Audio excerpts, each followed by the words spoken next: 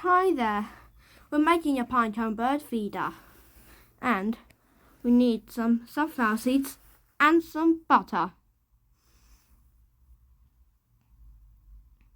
Our dog loves butter a lot. So we have to cover it before he comes. No, I think he's coming. But anyway. Now take it out for the birdies and they will love it.